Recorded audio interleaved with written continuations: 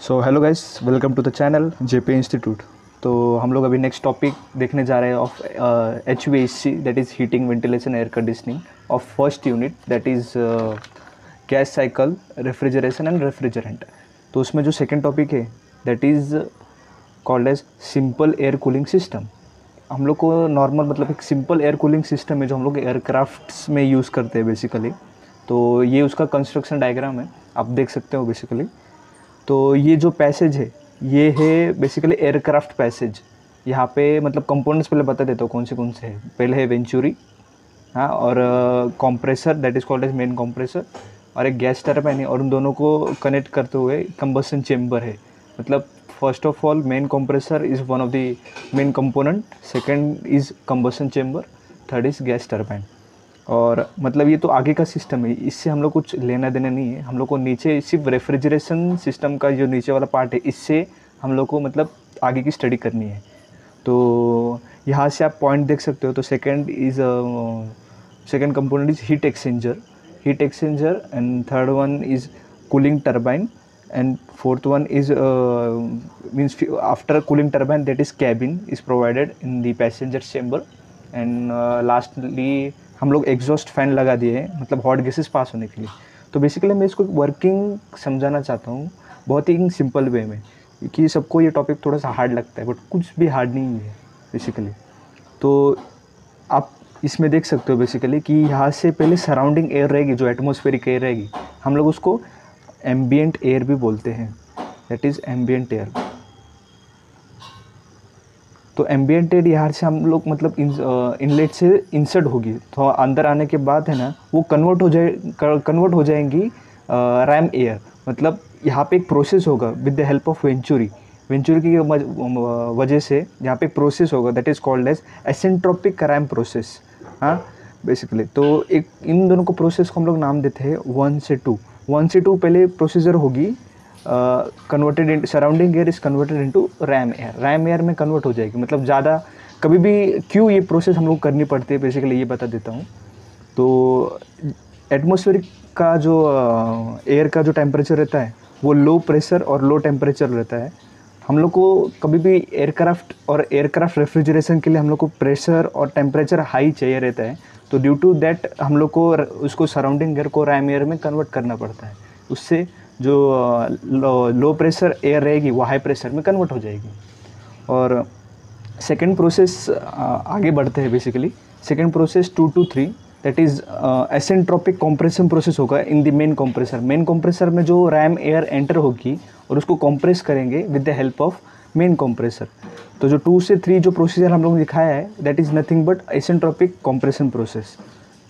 Similarly यहाँ से जो कंबसन चेम्बर में जो कंप्रेसर रहेगी इसमें जाएगी, यहाँ पे कंबसन टेक्स प्लेस होगा of with the help of air के मतलब माध्यम से हम लोग बेसिकली यहाँ पे कंबसन प्लेस करेंगे। यहाँ से हम लोग गैस टरबाइन को भेजेंगे, इससे एयरक्राफ्ट इंजन वर्क होगा। ये तो सेकेंड पार्ट है बेसिकली एयरक्राफ्ट इंजन का, तो हम लोग को ज़्यादा देखने की ज़रूरत नहीं है, बट सिंपल है ज़्यादा अंडरस्टैंडिंग के लिए। तो हम लोग को नीचे जो कंस्ट्रक्शन दिया हुआ है उससे हम लोग को लेना देना है बेसिकली। तो यहाँ से थर्ड जो रहेगा, थर्ड पैसेज जो 3, तो कंटिन्यू 3 प्रोसेस से हम लोग हीट एक्सचेंजर में हम लोग जो एयर रहेगी अपनी कंप्रेस्ड एयर, बेसिकली यहाँ पे कंप्रेस्ड एयर बोलेंगे, कंप्रेस्ड एयर रहेंगे तो यहाँ से नीचे से पास होगी बेसिकली। तो कंप्रेस्ड एयर यहाँ से पास होकर हीट एक्सचेंजर से पास होगी, जिसमें जो रैम एयर है वो हीट एक्सचेंजर के पास से ही पास होते रहेगी। मतलब ऊपर से नीचे जो यहाँ पे जो ट्यूब्स रहेंगे हीट एक्सचेंजर ट्यूब्स, तो ऊपर से जो रैम एयर है वो सराउंडिंग में रहेगी, और इनसाइड द ट्यूब रहेगा वो कंप्रेस्ड एयर रहेगी। उसके वजह से क्या होगा, जो कंप्रेस्ड एयर जब भी कंप्रेस हुआ था with the help of main compressor, उसका जो टेम्परेचर और प्रेशर भी हाई हो जाएगा। तो कूलिंग टरबाइन में हम लोग को बेसिकली जो कैबिन के लिए हम लोग को प्रेशर मतलब टेम्परेचर लगेगा वो ठंडा चाहिए रहेगा, मतलब कूल करने के लिए जो पैसेंजर रहेगा, कूलिंग इफेक्ट प्रोवाइड करने के लिए हम लोग को टेम्परेचर लो करना पड़ेगा। दैट्स वाई हम लोग हीट एक्सचेंजर यूज़ करते हैं। यहाँ पे जो सराउंडिंग एयर है हाँ वो हीट एक्सचेंजर से जो पास होगी, और ये ट्यूब से मतलब बेसिकली सराउंडिंग से पास होगी। ड्यू टू दैट जो कंप्रेस्ड एयर रहेगी हाँ वो उसका टेम्परेचर डिक्रीज़ हो जाएगा बेसिकली, डिक्रीज़। तो डिक्रीज़ होने के बाद जो हम लोग हैं वो कूलिंग टरबाइन में भेजेंगे हम लोग बाद में। और जो सॉरी फर्स्ट ऑफ ऑल हम लोग प्रोसेस देख लेते हैं। तो 3 to 4 है ना, कांस्टेंट प्रेशर पे हम लोग हीट रिजेक्शन करते हैं, थोड़ा बेसिकली हीट रिजेक्ट होती है हीट एक्सचेंजर में। 3 to 4 process is nothing but constant pressure heat rejection process in heat exchanger. तो 3 to 4 यहाँ पे हीट रिजेक्ट होगी। 4 बाद में 4 to 5 is nothing but cooling turbine process. यहाँ पे एक्सपांसन होगा प्रोसेस का। मतलब एक्सपांसन क्यों होगा? क्योंकि जो कूल एयर रहेगी, हाँ, वो कूल एयर हम लोग को कैबिन तक पहुंचानी है बेसिकली। तो ये लास्ट प्रोसीजर रहेगी एयरक्राफ्ट में, सिंपल एयर कूलिंग सिस्टम ये लास्ट प्रोसेस रहेगी। तो यहाँ से जो कूल्ड एयर है और चिल्ड एयर है हम लोग कैबिन को भेजेंगे, पैसेंजर कैबिन में। तो उससे जो कूलिंग इफेक्ट है पैसेंजर को हम लोग प्रोवाइड कर सकते हैं। और लास्टली ये एक चीज़ बताना चाहता हूँ कि हीट एक्सचेंजर में जो ऊपर से रैम एयर आ रही है, तो वो जो एग्जॉस्ट रहेगी वो हम लोग एग्जॉस्ट फैन से हम लोग एटमॉस्फेयर में भेज देंगे। और सिमिलरली यहाँ से कूलिंग टरबाइन से हम लोग फ़ैन अटैच करेंगे। क्यों अटैच करेंगे? बेसिकली क्योंकि जो ये रैम एयर आने वाली है तो इसको हम लोग एग्जॉस्ट में भेजना रहेगा। क्योंकि ड्यू टू रैम एयर अगर हीट एक्सचेंजर से पास होगी तो वो भी हीट हो जाएगी। तो ये हीट हम लोग की मतलब ज़्यादा कुछ काम की नहीं रहेगी, तो दैट्स पे हम लोग यहाँ पे एटमॉस्फेयर को भेज देते हैं। बस यही सिंपल कंस्ट्रक्शन है of simple air cooling system का। अगर एग्ज़ाम में अगर ये पूछा गया तो इसका डायग्राम सिंपल है, ज़्यादा हार्ड नहीं है। तो ये आप कंस्ट्रक्शन बना दीजिएगा और थियरी अपने हिसाब से भी लिख सकते हैं, बट डिटेलली और एक्सप्लेनेबल थियरी लिखना, क्योंकि अच्छे मार्क्स मिले। तो हम लोग TS डायग्राम ये भी बहुत इंपॉर्टेंट है। सिंपल है, बहुत सिंपल है, इजी, मतलब आसानी से याद में हो जाती है, मतलब दिमाग में रह जाती है। तो फर्स्ट ऑफ ऑल हम लोग ने क्या देखा कि 1 to 2 is RAM process. RAM process surrounding air है वो रैम एयर में कन्वर्ट होती है। तो TS डायग्राम मैंने डाला है ऐसा। First of all TS means temperature, S means entropy. तो 1 to 2 प्रोसेस रहेगा बेसिकली, आप देख सकते हो 1 to 2 process is nothing but जो एम्बिएंट प्रेशर का ये जो पॉइंट लाइन दिख रही है आपकी नीचे की, इसको हम लोग एम्बिएंट प्रेशर लाइन बोलते हैं। क्योंकि ambient pressure is nothing but मैंने बोला था कि एम्बिएंट प्रेशर मतलब सराउंडिंग का जो प्रेशर रहेगा वो। तो एम्बिएंट प्रेशर लाइन बोलती है। तो 1 to 2 हम लोग ने पता चला कि आइडियल रैम प्रोसेस है। अब ये आइडियल रैम प्रोसेस और नीचे आप देख सकते हो कि एक्चुअल रैम प्रोसेस। तो आइडियल रैम प्रोसेस और एक्चुअल रैम प्रोसेस इसमें फ़र्क है बेसिकली। जो हम लोग आइडियली दो चीज़ पहले आपको समझाना चाहूँगा कि हम लोग कौन से भी कैलकुलेशंस करते हैं, तो अगर वो थियोरेटिकल बेस रहता है तो हम लोग उसको आइडियल कैलकुलेशन बोलते हैं। और जो सेकेंड कैलकुलेशन रहता है, अगर प्रैक्टिकल बेसिस एक्चुअल में अगर वो ऑपरेशन वहाँ पे हो रहा है और उसके जो कैलकुलेशंस रहेंगे उसको हम लोग एक्चुअल कैलकुलेशंस माने जाते हैं, मतलब प्रैक्टिकल एक्चुअल कैलकुलेशंस बोलते हैं इसको।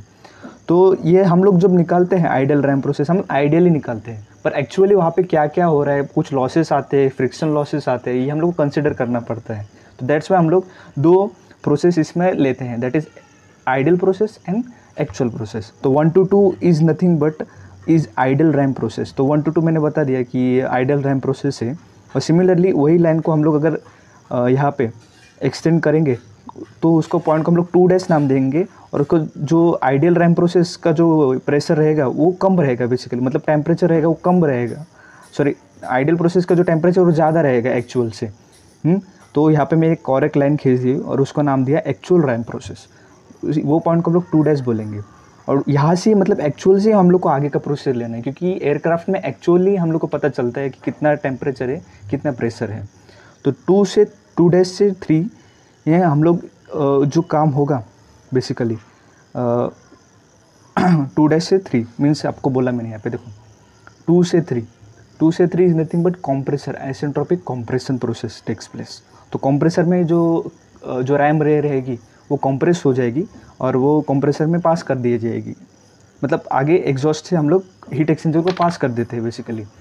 तो 2 से 3, 2' से 3 मीन्स सिमिलर है, क्योंकि इसमें जो है T2 इक्वल्स टू T2', मतलब जो आइडियल रैम प्रोसेस का टेम्परेचर रहेगा T2 और जो एक्चुअल रैम प्रोसेस का टेम्परेचर रहेगा दैट इज़ T2', वो सिमिलर रहेगा। दैट्स में हम लोग उसको एक ही लाइन में लिखे हुए हैं, आप देख सकते हो। टेम्परेचर रहेगा basically T2', sir T2 equals to T2', इसलिए हम लोग ग्राफ में देख सकते हैं, TS डायग्राम में देख सकते हैं कि इन दोनों का टेम्परेचर सेम रहेगा। तो हम लोग यहाँ से हम लोग बोल भी सकते हैं कि T2 मतलब 2 से जो 3 पॉइंट रहेगा वो एसेंट्रोपिक कंप्रेशन बोल सकते हैं हम। ये जो सीधी लाइन दिख रही है इसको हम लोग बोलते हैं एसेंट्रोपिक कंप्रेशन। इसमें आई भी रिप्रेजेंट किया हो, देखो आप। और 2 से 3 मैंने बोला था कि 2 प्रोसीजर लगते हैं, आइडियल और एक्चुअल। तो आइडियल, ये जो आइडियल है इसको मैंने एकदम स्ट्रेट लाइन से रिप्रेजेंट किया हुआ है, और जो एक्चुअल है इसको हम लोग डॉटेड लाइन से रिप्रेजेंट किया हुआ है। तो जो 2 से 3 होगा is nothing but your actual isentropic compression process. तो सिमिलरली, तो यहाँ पे मैंने यहाँ पे लाइन बनाया, देखो मेन कंप्रेसर का मतलब कंप्रेसर में जो प्रोसेस होने वाली है, तो इस दैट्स वाई मैंने कंप्रेसर में लाइन बनाई है। तो 3 to 4 मैंने बताया कि 3 to 4 is the heat exchanging process, मतलब हीट रिजेक्शन प्रोसेस होता है। तो यहाँ पे जो प्रेशर रहता है बेसिकली कांस्टेंट रहता है, और यहाँ पे हीट रिजेक्शन मतलब टेम्परेचर कम हो जाता है। हीट रिजेक्शन मीन्स टेम्परेचर कम हो जाता है जो कंप्रेस्ड एयर का। तो दैट्स वाई हम लोग उसको नीचे से यहाँ पे डिनोट किए हैं। तो मैं यहाँ पे एरो लगा देता हूँ, एरो इज़ इम्पॉर्टेंट।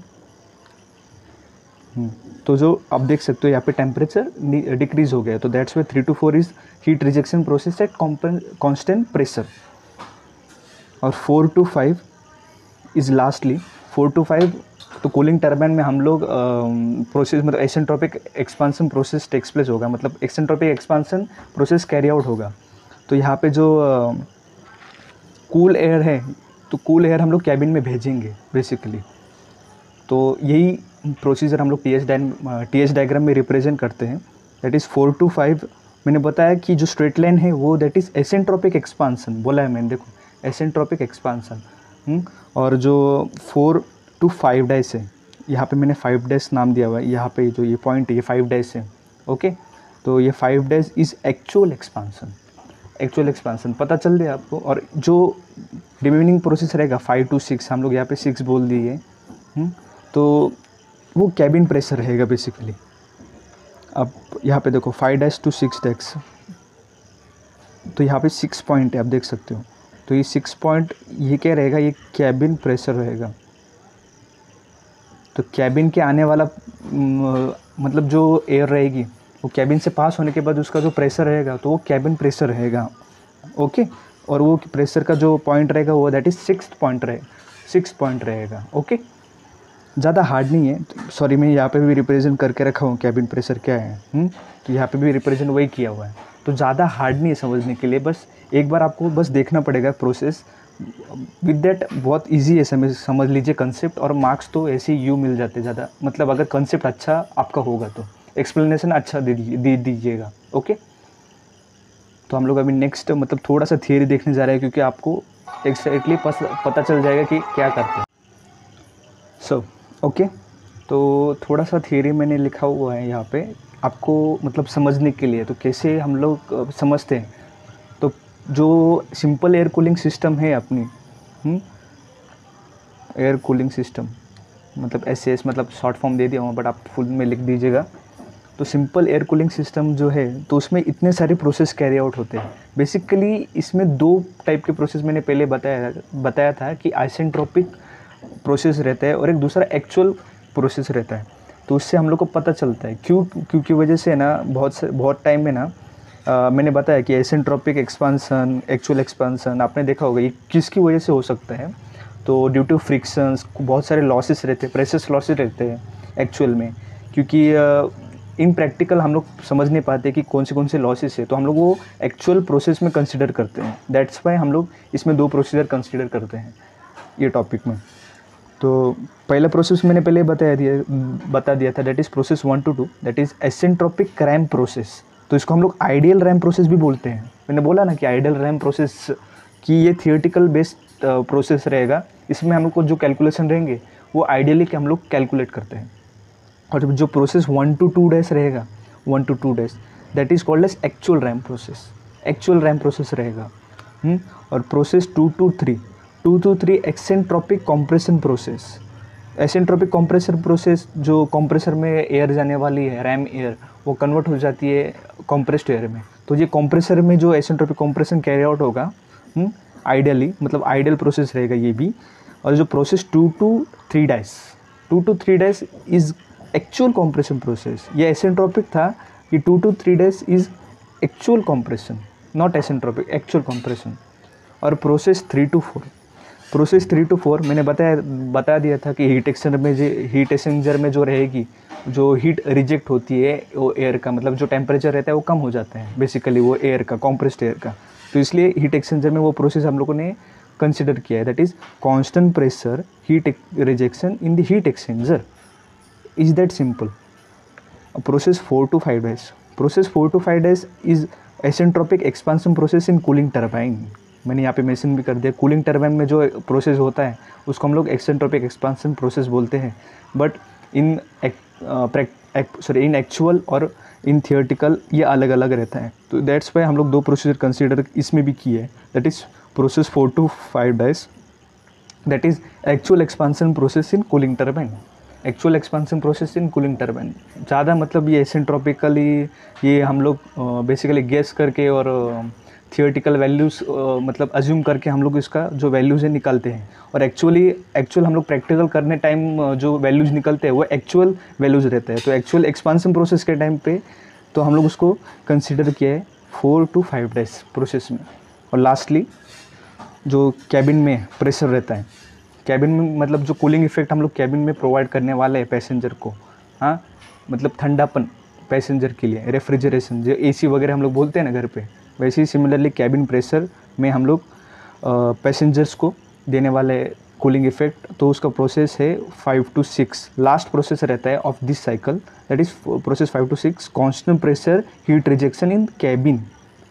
मतलब कांस्टेंट प्रेशर रहता है, प्रेशर चेंज नहीं होता हीट रिजेक्शन में। आप कौन सी भी चीज़ कांस्टेंट प्रेशर अगर बोलते हैं, कांस्टेंट टेम्परेचर बोलते हैं, तो इसका अर्थ ये हो जाता है कि कांस्टेंट मतलब प्रेशर वो पॉइंट पे चेंज नहीं होने वाला है और टेम्परेचर भी उस पॉइंट पे चेंज नहीं होने वाला है। तो यहाँ पे एक शब्द देखा आपने बोला ना, मैंने बोला ना कि कांस्टेंट प्रेशर मतलब प्रेशर चेंज होने नहीं वाला है। जो प्रेशर मतलब ये प्रोसेस के टाइम पे था 4 to 5 days, तो ये प्रोसेस के टाइम पे भी वही रहने वाला है।